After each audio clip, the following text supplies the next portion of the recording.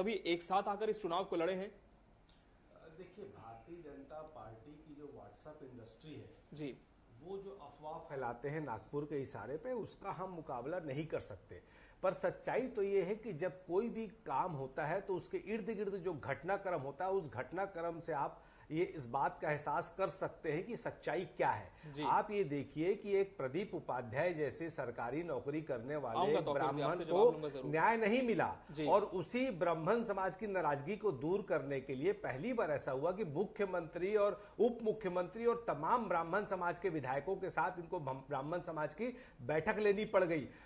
जो road show हुआ मुख्यमंत्री का, उसमें पूरी सरकार का तंत्र लगा रहा और दक्षिण की जनता जानती है कि किन प्रलोभनों का सहारा लेकर वहां भीड़ इकट्ठी की गई, पूरे मंत्रिमंडल को झोंक दिया गया। तो ये जो घटनाएं हैं, इनको चांदी की पायल से लेकर सोने के सिक्के तक बांटने पड़ गए, पूरी सरकार और पूरे तंत्र को उतारना पड़ गया। इससे समझ में आता था कि भारतीय जनता पार्टी की बौखलाहट दिख रही थी और उनको इस बात का एहसास हो गया था कि जिसको ये अपना अभेद गढ़ बता रहे हैं, वहां ऐसे निष्क्रिय प्रत्याशी को इन्होंने उतार दिया है जो बृजमोहन की विरासत से बाहर निकल ही नहीं पा रहा था, जो बृजमोहन की छाया से निकल ही नहीं पा रहा था। और क्षेत्र की आम जनता जो थी, जो किसी पार्टी से नहीं जुड़ी हुई थी, उनके मन के अंदर यह बात बैठ गई थी कि अब की बार बदलाव चाहिए और निष्क्रिय नहीं सक्रिय चाहिए। वो दिख रहा था। उससे बौखलाकर ये लोगों ने जो छल प्रपंच और सारे तंत्र का दुरुपयोग किया, उसके बावजूद आज स्थिति यह है कि परिणाम कांग्रेस के पक्ष में अवश्यंभावी रूप से आने जा रहा है और वो दिख रहा है। और जिस प्रकार मतदान की गति बहुत स्लो है,